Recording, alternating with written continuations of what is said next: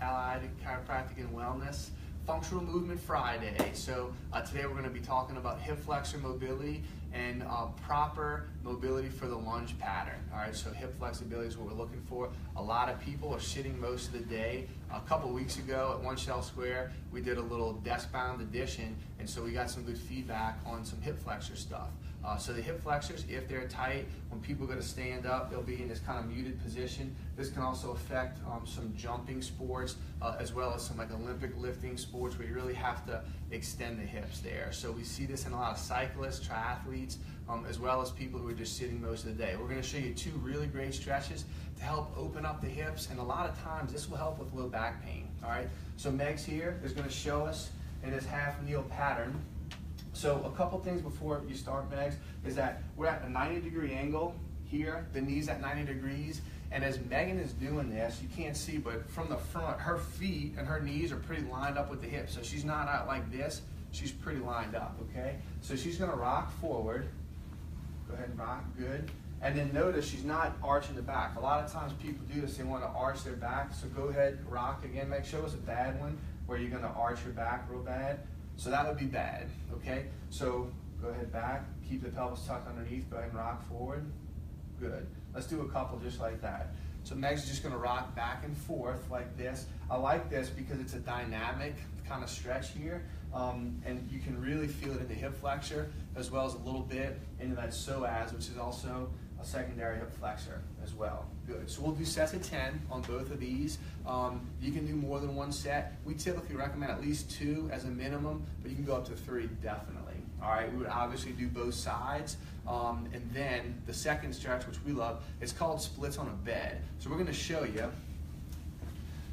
It's called splits on a bed because even though this is a table, most people don't have chiropractic or exercise tables in their house. So you can do this on the bed or a bench. So what Megs is going to do is she's going to start, and her foot is flat on the ground. Her chin is on her hands here. Now, where do you feel a stretch right now, Megs?